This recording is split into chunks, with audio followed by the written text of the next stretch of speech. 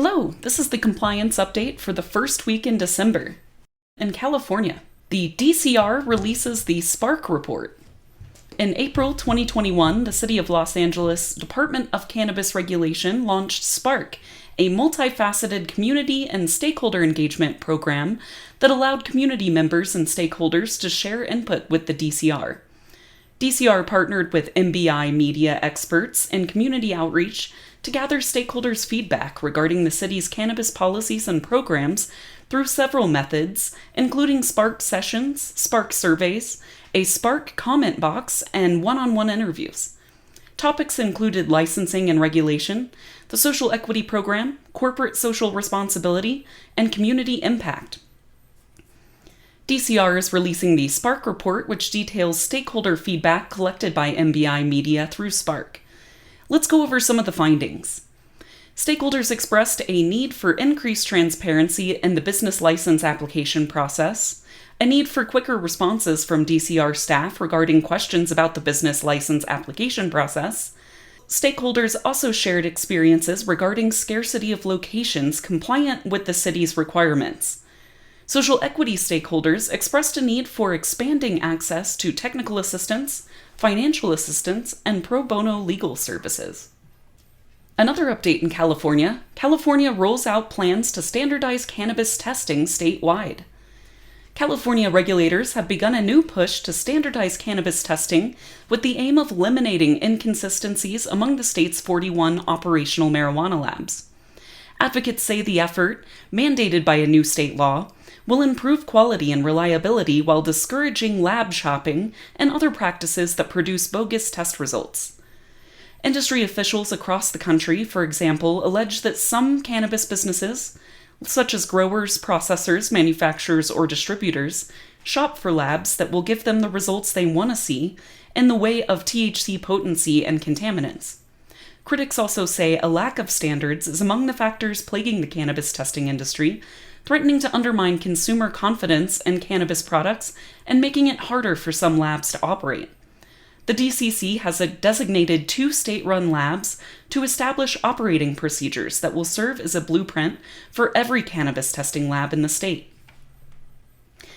In Colorado, the MED distributed a feasibility report on changing designation of regulated marijuana.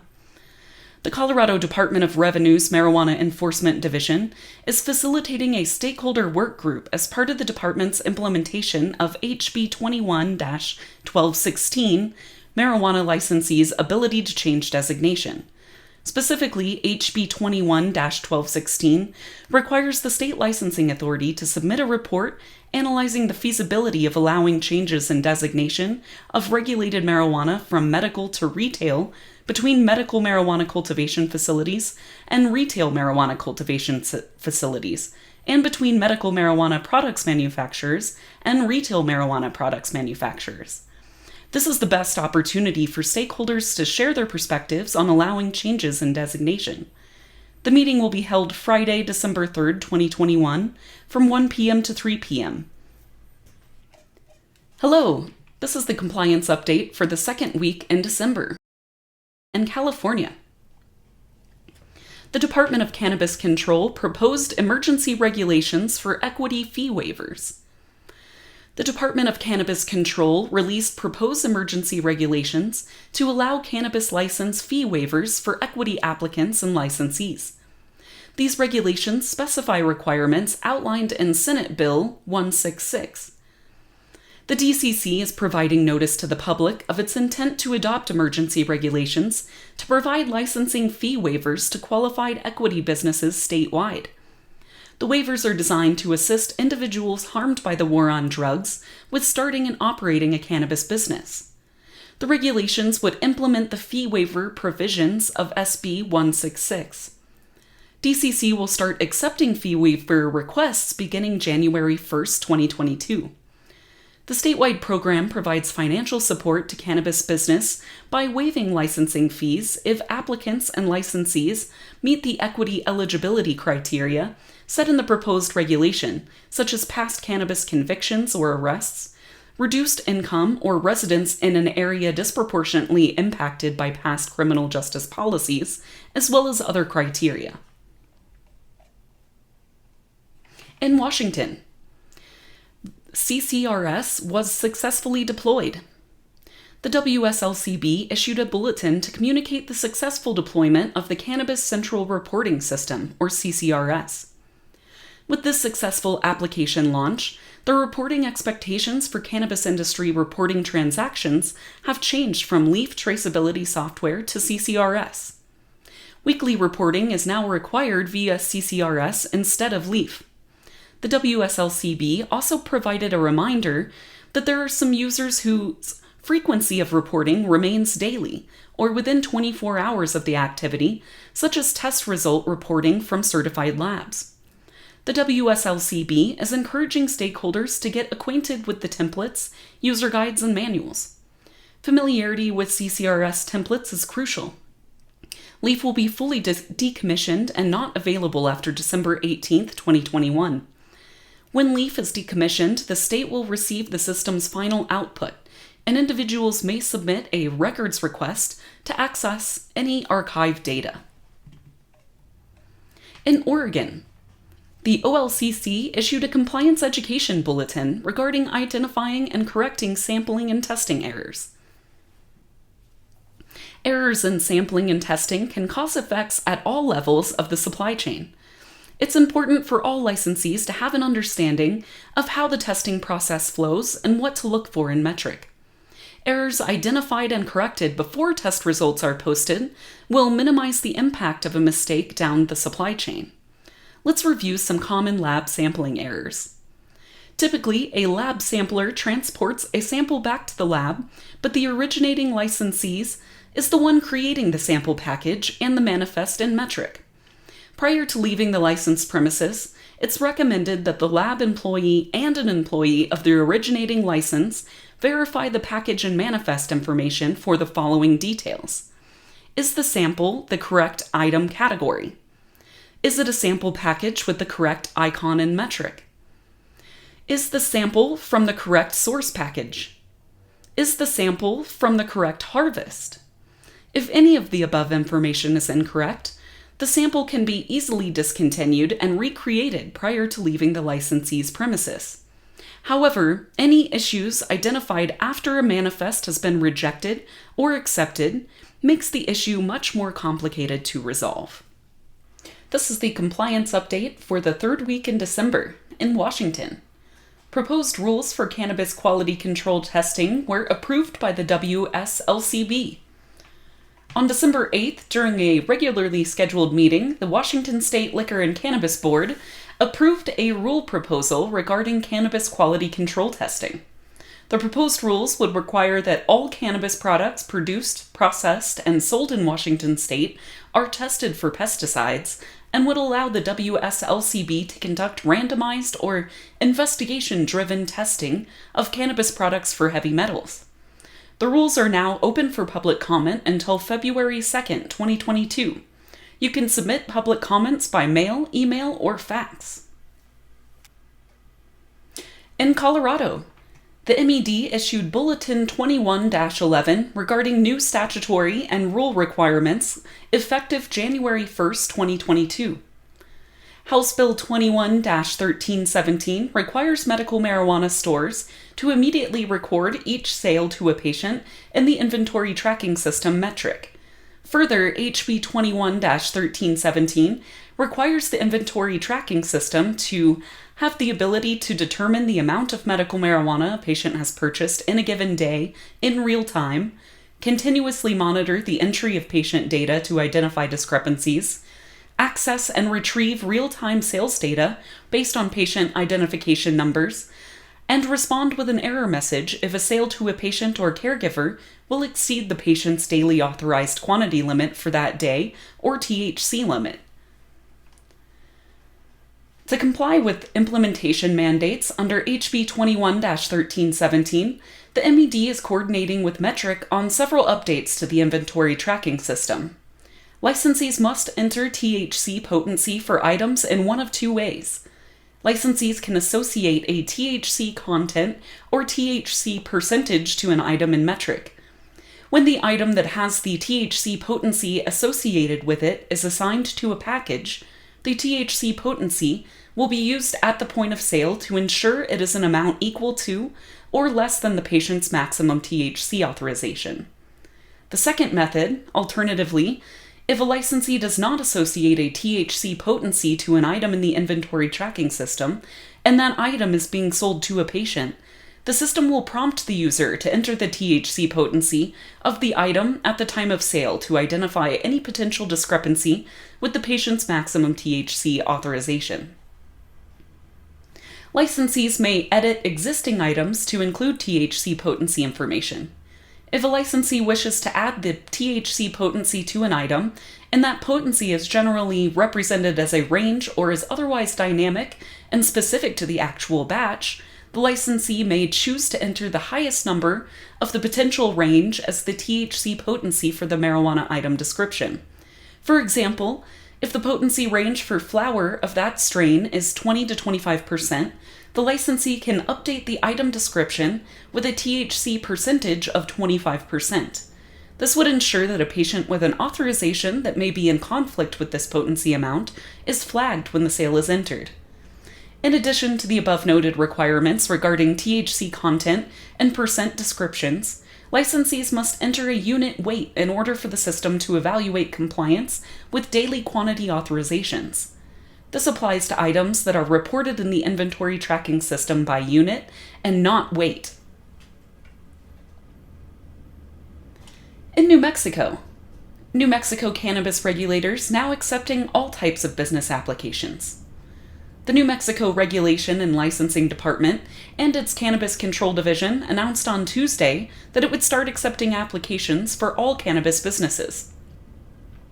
The department and its Cannabis Division has already been accepting applications for cultivation licenses, but in the announcement on Tuesday, the department said it is accepting all business applications as a way to streamline the licensing process. The Cannabis Control Division's licensing system is open for business, Regulation and Licensing Superintendent Linda Trujillo said in a statement. She added that the department is expanding its user-friendly online platform in order to get ahead of the process of licensing businesses. While the department will start accepting applications for manufacturing, retail, and testing licenses, rules and regulations for those license types have not been finalized, so those licenses will not be issued until rules are promulgated. In Oregon, a wrongful death lawsuit to be filed over THC CBD labeling mix-up. As part of the ongoing fallout from Curaleaf's September CBD and THC label mix-up, a 10th lawsuit is expected in the coming days. Unlike the previous 9 lawsuits already filed against Curaleaf Holdings over the incident, this one involves an alleged wrongful death. The case will be brought by the family of Earl Jacob, 78 of Idaho, who along with his wife consumed the mislabeled products in late August. This led to a visit to the emergency room where doctors say he exhibited stroke-like symptoms.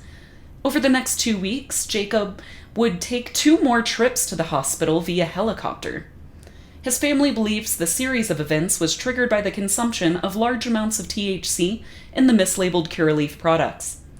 The suit will argue it brought him to the point where he was essentially comatose and then succumbed to an unrelated COVID-19 disease several weeks later, said Portland attorney Michael Fuller, who is handling the 10 cases. Hello, this is the compliance update for the 4th week in December in Washington. Washington's transition to state-run seed-to-sale platform less than smooth. Washington State's transition from leaf data systems to a state-run seed-to-sale system has been less than smooth. The State Liquor and Cannabis Board made the announcement to abandon the failed leaf data system, or LDS, project earlier this year in favor of a new state-operated database known as the Central Reporting System, or CCRS. Legal cannabis operators say the new system is buggy, costing licensees thousands of dollars in revenue and extra employee hours. In a press release, the LCB said that, as with any new system, there can be challenges that arise when using new technology. The agency said it appreciates the patience and partnerships happening now as employees and licensees move forward on the new reporting system. Ramstead, however, is not as optimistic, telling MJ Biz Daily that the new system isn't working at all. He added that retailers have confided in him that they may have to spend upwards of $20,000 extra per month in labor costs to fix CCRS problems. Some processors, he said, have quit shipping orders because their third-party traceability software is not working. The LCB turned off leaf data systems on December 18th. Only 60% of licensees have logged into CCRS. In New Mexico, first cannabis business licenses issued in New Mexico. The Cannabis Control Division of the Regulation and Licensing Department on Wednesday announced that they had issued the first new cannabis licenses under the Cannabis Regulation Act. "This is a big day for New Mexico's future," said Governor Michelle Lewin Grisham. "I'm proud of the work this administration has done. Securing legalization was only the first step. Creating an industry where New Mexico entrepreneurs can prosper and where communities can reap the economic benefit of a new industry is crucial.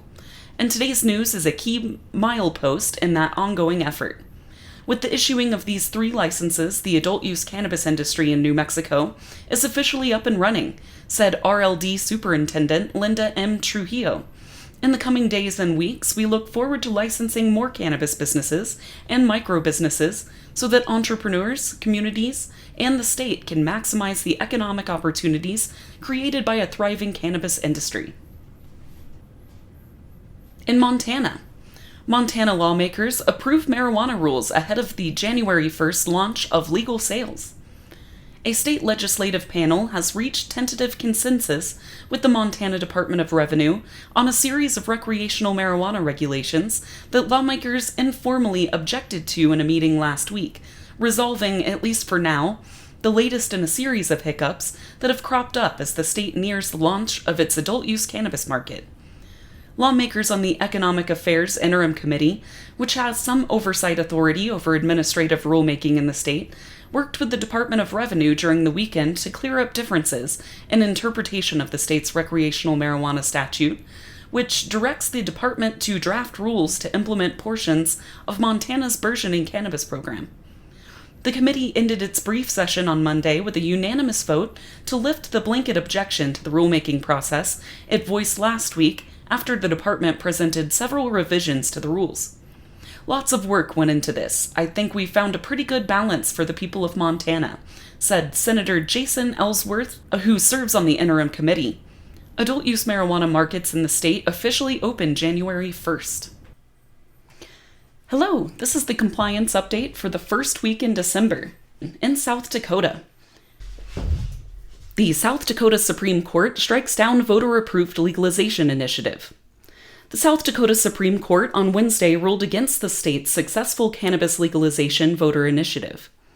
Officially, the High Court upheld a lower court's February ruling that the initiative, which sought to legalize the plant through a constitutional amendment, violated a state requirement that constitutional amendments can only address a single topic. The initiative had been worded to legalize and regulate 3 new industries: adult-use cannabis, medical cannabis, and industrial hemp, which the courts interpreted as 3 separate issues. The effort to overturn the initiative only came after 54% of voters cast their votes in favor of legalization and was spearheaded by Governor Kristi Noem, who opposed the reforms. Matthew Switch, cannabis advocate and campaign director for South Dakotans for Better Marijuana Laws, described the ruling in a statement as a disrespectful assumption that South Dakota voters were intellectually incapable of understanding the initiative. During last year's election, voters also overwhelmingly approved a separate initiative to establish a medical cannabis program, the implementation of which is already underway. In Michigan, a Michigan testing lab sues cannabis regulators over a massive recall. The Michigan Cannabis Testing Laboratory that had products it tested over the last 3 months recalled is suing the state marijuana regulatory agency, claiming the recall was unjustified, prejudiced, and retaliatory. David Russell, an attorney with Foster, Swift, Collins, and Smith, which is representing Veritas Laboratories, said in a statement that the recall is the latest and most egregious action by the MRA in a prolonged campaign of harassment aimed at his client. The recall, the most sweeping in state history, was announced on November 17th and represents an estimated $229 million in cannabis products, the law firm said in a press release. Kevin Blair, an attorney with Honigman LLP, which is also serving as counsel for Veritas, said the MRA disregarded industry experts, widely accepted scientific practices, caused disruption through its reckless and arbitrary decision-making, and ultimately put the patients and consumers it is charged with protecting at risk. In Ohio cannabis reforms to move forward by bill or ballot. Activists in Ohio say they nearly have enough signatures to force the legislature to pass an adult-use cannabis bill or put an adult-use cannabis initiative on the 2022 ballot. Known in Ohio as an initiated statute, the Ohio Ballot Board gave organizers within the coalition to regulate marijuana like alcohol permission to move forward with gathering signatures in August. The process requires activists to gather 133,000 signatures. Once enough signatures are gathered and validated by state officials, the legislature has 4 months to act on the proposal. If they fail to pass the bill, the measure to cultivate, process, and distribute adult-use cannabis will appear in 2022 as a ballot initiative, the report says.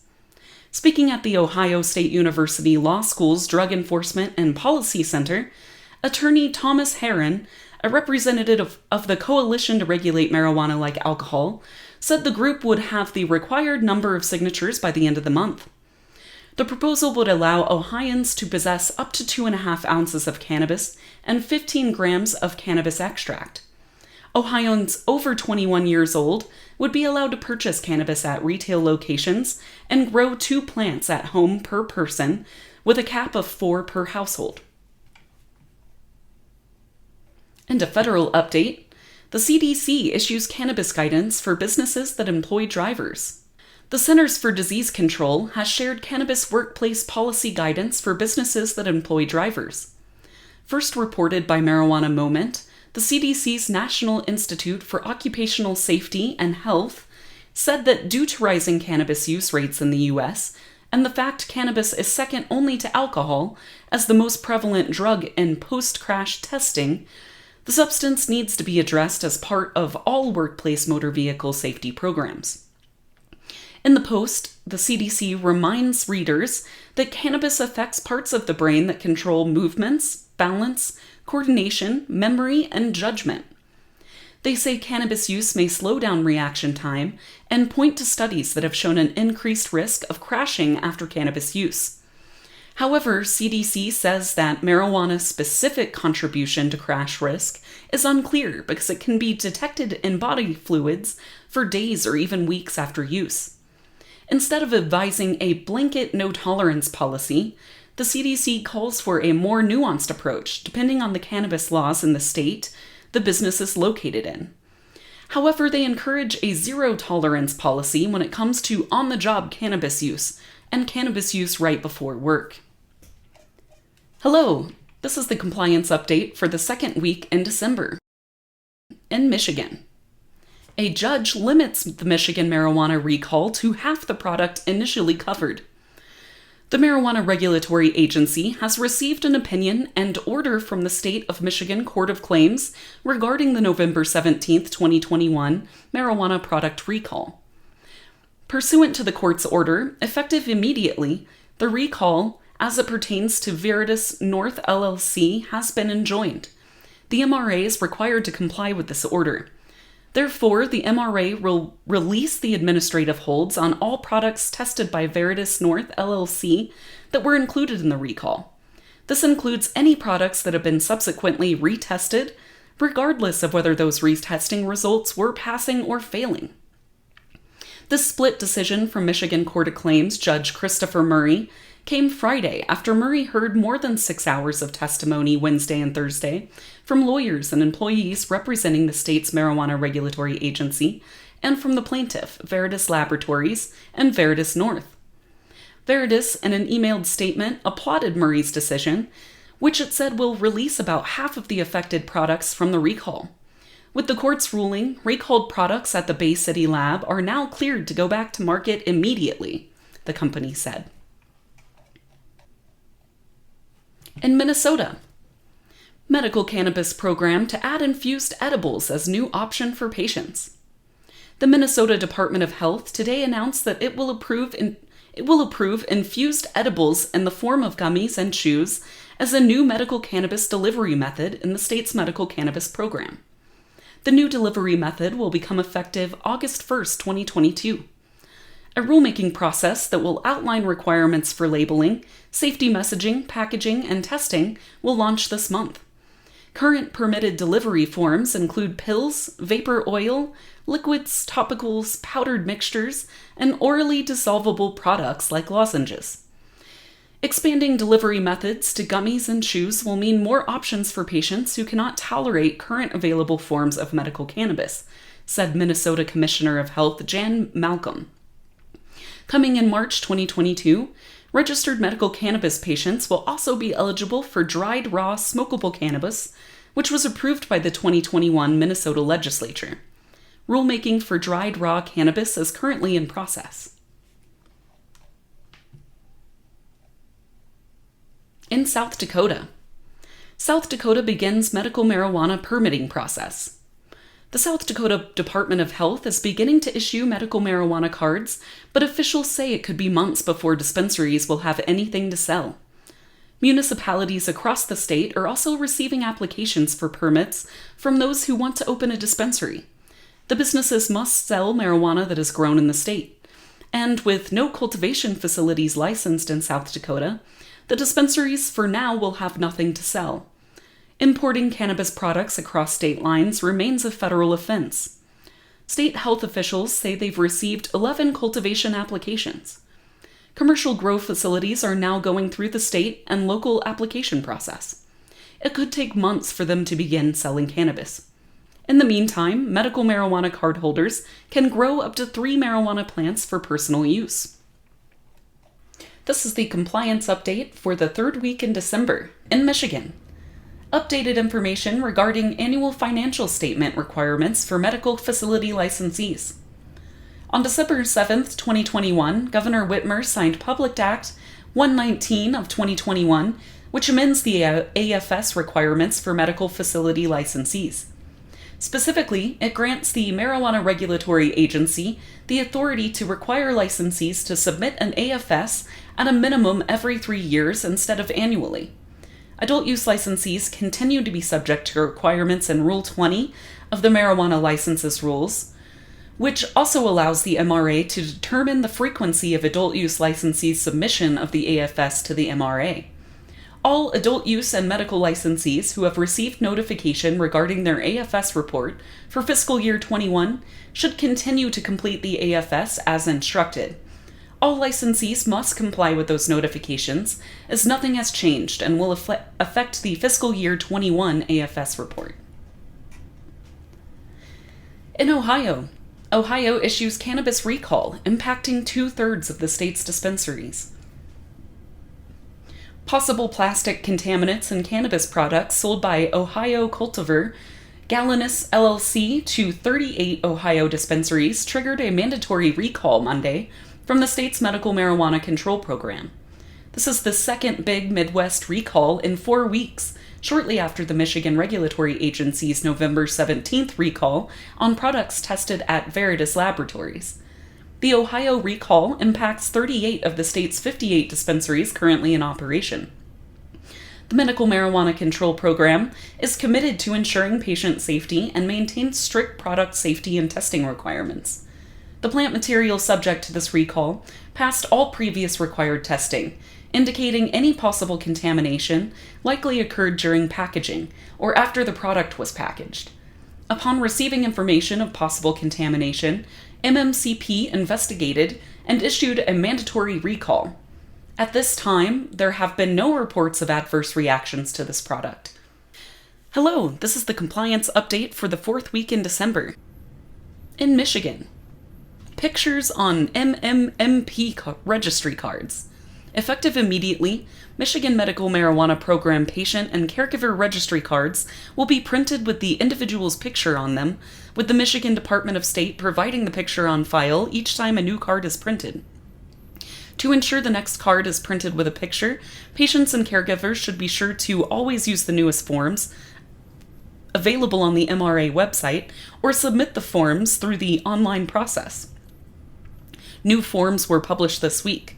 Also, be sure to use a Michigan State driver's license or identification card as your proof of identity. Using a voter registration card as proof of identity will result in a card with no picture.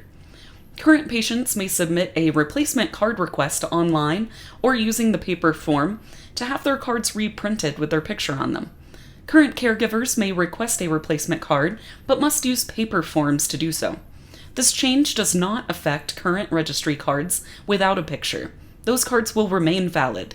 Requesting a replacement card to get your picture printed on it is optional. In Ohio Senate passes bill expanding medical marijuana to any patient whose symptoms, quote, may reasonably be expected to be relieved by cannabis.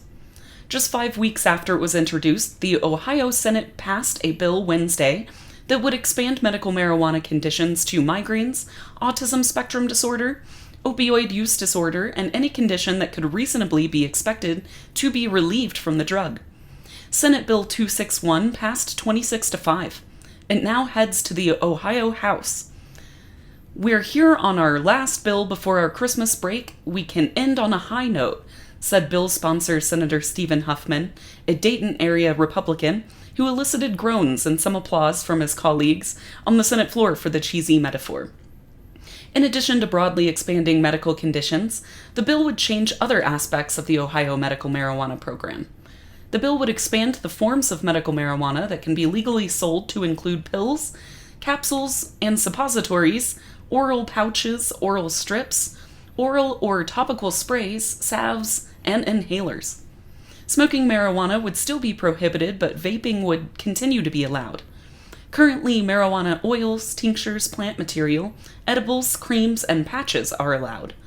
SB 261 would increase the allowable amount of THC content of extracts from up to 70% to 90%.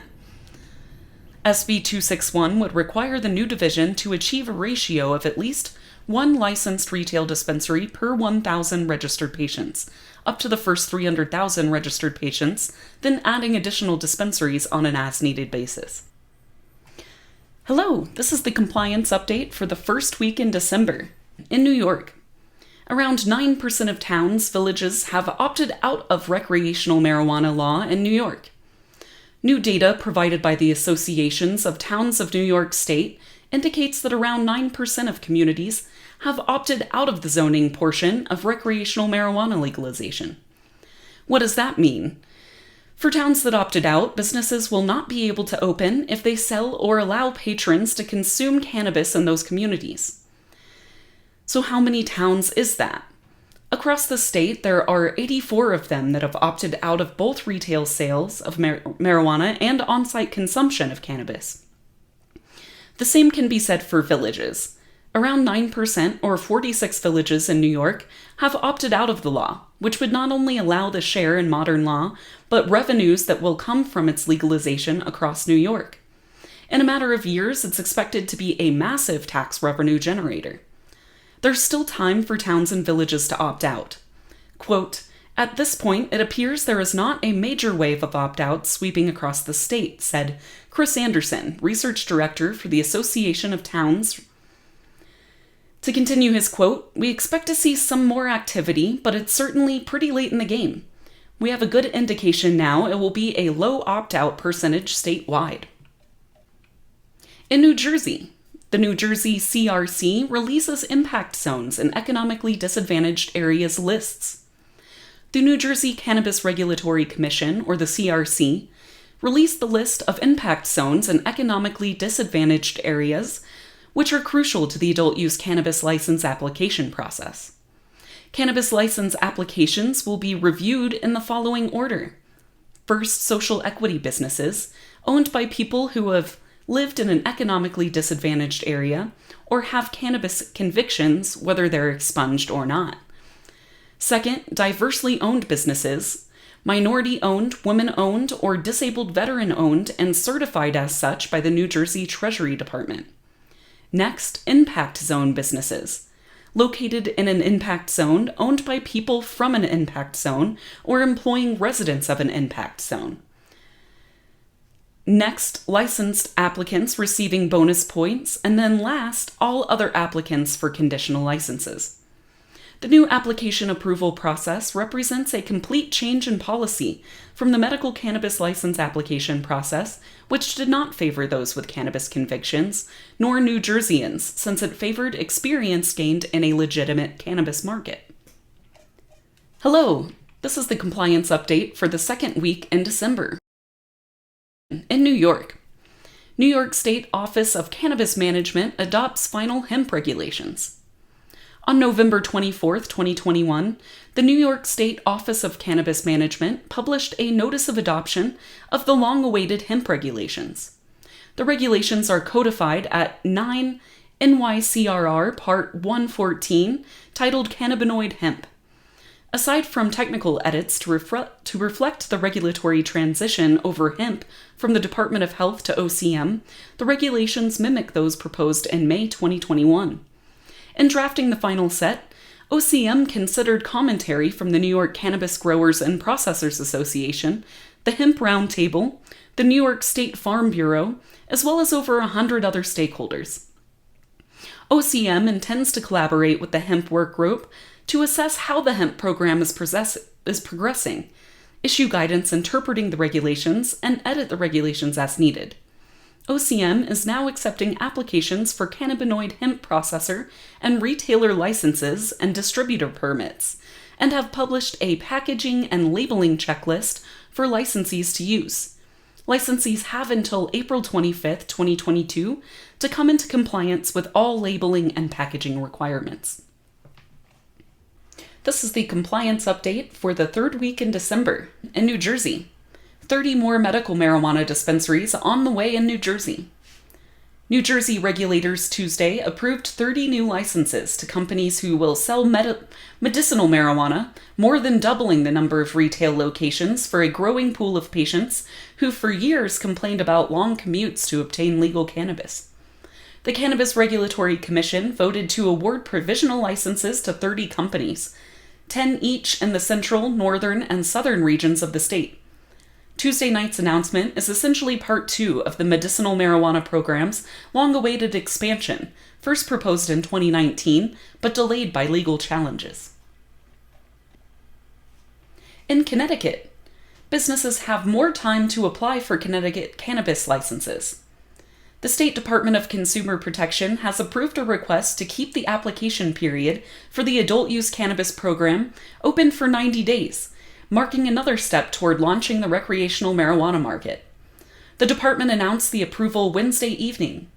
The application period for the first lottery was initially set to be open for 60 days. During a meeting earlier this week, the Social Equity Council voted to request the Consumer Protection Department to extend the time frame to 90 days. The council approved documentation requirements for social equity applicants during its December meeting, but included 2 caveats to the passage: the application window be extended, and that the council approve a plan to provide assistance to help applicants through the process. Hello, this is the compliance update for the 4th week in December. In New York, New York St. Regis Tribe issues first cannabis industry licenses. New York St. Regis Mohawk Tribe Tuesday officially launched its regulated cannabis industry, issuing 3 conditional cultivation licenses. The tribe is the first in the state to issue licenses under its plan, approved in June. The state of New York has yet to promulgate industry rules and regulations. The tribe awarded licenses to True Bloom, Bankside Flowering Company, and First Americans LLC. The tribe said it has granted provisional approval to several other applicants, but they are not yet permitted to start cultivation in earnest. Instead, they can begin facility construction, buying equipment, and hiring employees. Meanwhile, New York's top cannabis regulator said this week she hopes the state can adhere to an 18-month timeline from last March's enactment of adult-use marijuana legislation to roll out the expected billion-dollar program. That would seem to indicate hopes that sales could start by late 2022 rather than 2023, as many now expect. In New Jersey, New Jersey now accepting applications for adult use cannabis licenses. The New Jersey Cannabis Regulatory Commission began accepting applications for adult use cultivation, manufacturing, and testing licenses December 15th, with plans to start accepting applications for retail licenses March 15th. The online application portal went live at 9 a.m. last Wednesday. Applications will be accepted on a continuous basis, and there are no deadlines for entrepreneurs to apply for licenses. New Jersey's adult use cannabis law established the Office of Minority, Disabled Veterans, and Women Business Development to promote diversity in the industry, according to the news outlet, and the applications submitted by women, minorities, veterans, those convicted of past cannabis-related offenses, and those from poor communities will receive priority in the licensing process. Hello, this is the compliance update for the first week in December. In Florida, bipartisan medical marijuana bill would close Delta 8 loophole and lower costs for patients. The bill is being touted as the first major update to Florida's 5-year-old medical marijuana laws. A bipartisan proposal seeking a middle ground in the debate over medical marijuana and hemp regulation hit the Florida legislature this week. On Monday, Democratic Representative Andrew Learned of Brandon and Republican Representative Spencer Roach of Fort Myers introduced HB 679, which they described in an accompanying press note as the first major update to Florida's medical statutes since voters overwhelmingly approved a constitutional amendment 5 years ago. Quote, "We are working to deliver significant cost savings for patients, make the program more user-friendly, and at the same time ensure safety for both patients and children." The bill, which bears some similarity to failed proposals Roach filed last legislative session, would, among other things, close loopholes related to synthetic marijuana and the largely hemp-derived Delta 8 type of THC. The bill would lengthen the term of medical marijuana licenses and the time between required doctor's appointments, which combined would cut an estimated 60% of the cost of participation in the state's medical marijuana program. Hello, this is the compliance update for the second week in December in Texas. Cannabis decriminalization ballot initiative signatures submitted in Austin. Activists in Austin, Texas have submitted signatures to city officials seeking to add a ballot initiative to decriminalize cannabis in the city and ban no-knock police warrants. Ken Cassidy, president of Austin Police Association, said that since a city ordinance last year changed how police enforce cannabis laws, he doesn't really see the point of the cannabis proposal, as Austin police don't arrest for low amounts of marijuana.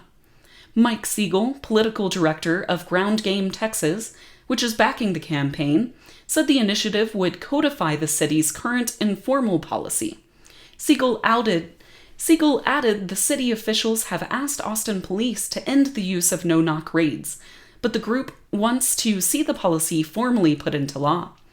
Siegel said that the group will submit more than 34,000 signatures to the city clerk, of which 22,000 have been pre-validated. At least 20,000 valid signatures are required to be certified for the ballot. In Oklahoma, medical marijuana businesses demand steps to combat illicit grows. Concerns over expanding illicit cannabis operations in Oklahoma are putting pressure on regulators and law enforcement to take action to stamp out the alleged criminal activity some argue is hiding behind the state's booming legal medical marijuana industry.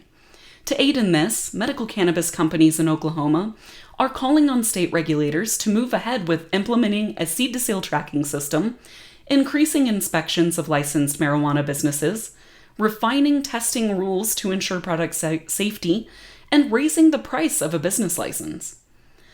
The demands come as the state's Bureau of Narcotics in November declared Oklahoma the #1 supplier of illicit cannabis in the country. The OBN agents said criminal groups from outside the U.S. are responsible for operating 25% of the state's 8,500 medical marijuana grow licenses. While that #1 claim might be difficult to verify, cannabis growing regions in Northern California and Southern Oregon also produce large amounts of underground product, for example. The statement illuminates how Oklahomans' loose marijuana regulatory framework and low barriers to entry can produce unintended consequences. Hello, this is the compliance update for the fourth week in December in Oklahoma. Oklahoma farmers raise concerns with rural marijuana grows.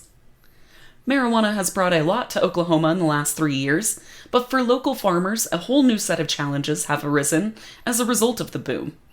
With the new outdoor marijuana farms popping up, rural farmers have in recent months raised concerns over regulations and enforcement around grow permits, land sales, herbicide drift liability, and rural water and electric usage. Meanwhile, the number of cannabis grows permitted in September had exceeded the number of wheat, pork, soybean, cotton, and dairy farms, according to a recent letter to the Oklahoma Medical Marijuana Authority from several Oklahoma agricultural groups. Farmers and advocacy groups have continued to reach out to legislators and OMMA, hoping for help. Michael Kelsey, Executive Vice President of the Oklahoma Cattlemen's Association, has lauded the recent work of OMMA and the Oklahoma Bureau of Narcotics, but says progress still needs to be made. Hello, this is the compliance update for the first week in December. The CDC issues cannabis guidance for businesses that employ drivers. The Centers for Disease Control has shared cannabis workplace policy guidance for businesses that employ drivers. First reported by Marijuana Moment, the CDC's National Institute for Occupational Safety and Health said that due to rising cannabis use rates in the U.S., and the fact cannabis is second only to alcohol as the most prevalent drug in post-crash testing, the substance needs to be addressed as part of all workplace motor vehicle safety programs. In the post, the CDC reminds readers that cannabis affects parts of the brain that control movements, balance, coordination, memory, and judgment. They say cannabis use may slow down reaction time and point to studies that have shown an increased risk of crashing after cannabis use. However, CDC says that marijuana's specific contribution to crash risk is unclear because it can be detected in body fluids for days or even weeks after use. Instead of advising a blanket no-tolerance policy, the CDC calls for a more nuanced approach depending on the cannabis laws in the state the business is located in. However, they encourage a zero-tolerance policy when it comes to on-the-job cannabis use and cannabis use right before work. Hello, this is the compliance update for the second week in December. Cannabis banking provisions removed from the National Defense Bill. Lawmakers in the U.S. House stripped language to establish cannabis industry banking protections from the National Defense Authorization Act this week before voting to advance the bill to the Senate. The $768 billion defense bill's cannabis banking language had been lifted from Colorado Representative Ed Perlmutter's Secure and Fair Enforcement Banking Act, or the SAFE Banking Act. A bipartisan bill that has passed the House 5 times, but is yet to be considered by the Senate, the SAFE Banking Act seeks to protect banks and other financial institutions that serve cannabis companies from federal money laundering charges. Representative Perlmutter requested during a meeting of the House Rules Committee on Tuesday that the language be added back into the NDAA, but his request was declined. One last federal update. Bipartisan federal bill encourages states to expunge cannabis convictions. A federal bipartisan bill to incentivize states and local governments to expunge nonviolent cannabis crimes was introduced on Thursday by Representatives Dave Joyce and Alexandria Ocasio-Cortez. The measure, the Harnessing Opportunities by Pursuing Expungement Act, or the HOPE Act, would provide grants to states that would help cover administrative costs associated with identifying and clearing eligible cases. The bill includes $2 million in federal funding to support the program from 2023 through 2032. The legislation requires states to submit to the Attorney General an application at such time in such manner and containing such information as the Attorney General may reasonably require to qualify for the program. It would also require the Attorney General to conduct a study on the impacts of cannabis convictions on both individuals and states that jail people for low-level, nonviolent cannabis crimes. Joyce said that his sponsorship with Ocasio-Cortez on the proposal, quote, goes to show that lawmakers don't have to agree on everything to find common ground on solutions to the challenges facing everyday Americans. By helping states establish and improve expungement programs for minor cannabis offenses, the HOPE Act will pave the way for expanded economic opportunities to thrive, alongside effective investments to redress the consequences of the war on drugs, Joyce said in a statement.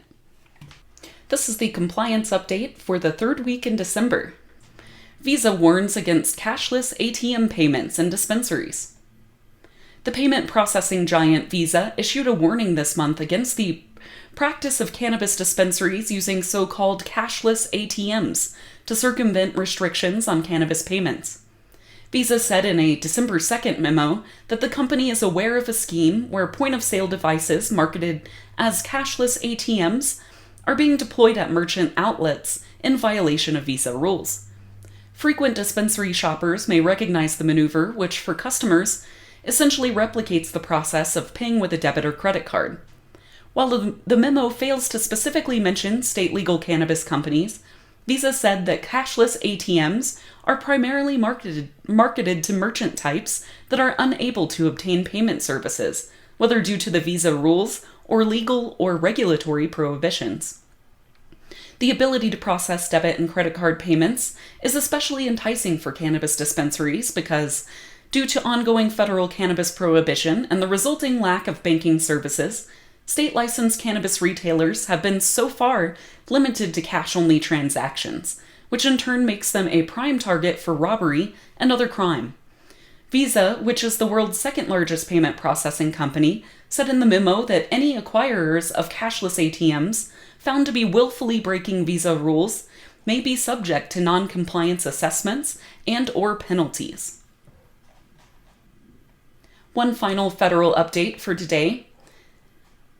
The FDA says the cannabis regulatory landscape is complex.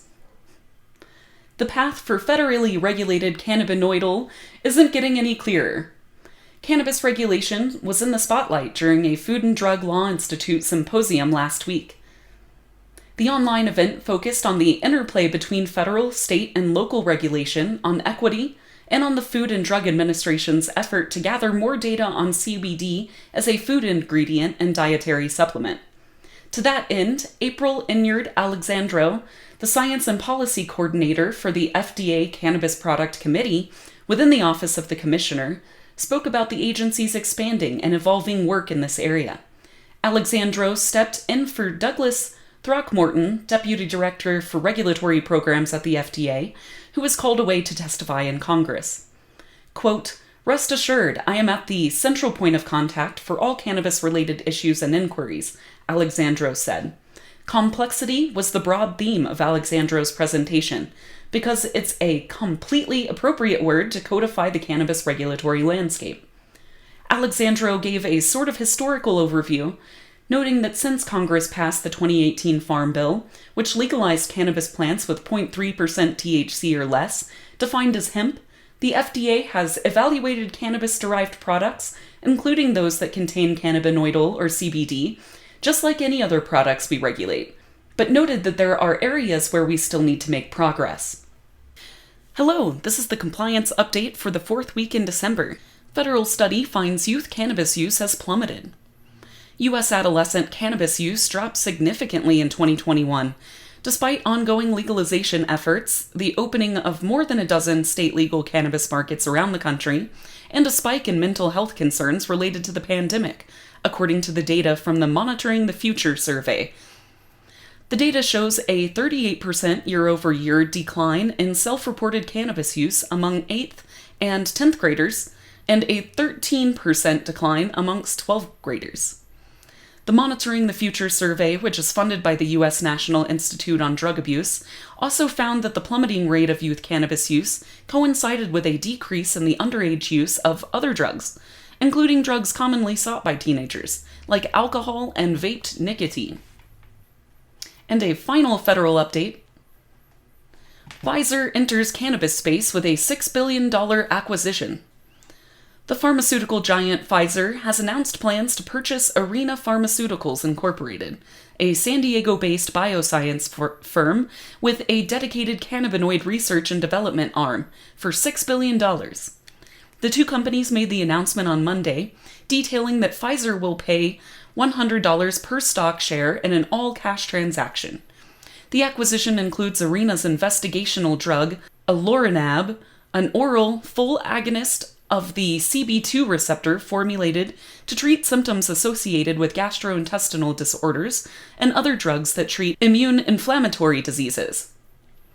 Pfizer is not the first large pharmaceutical company to stride into the cannabis space.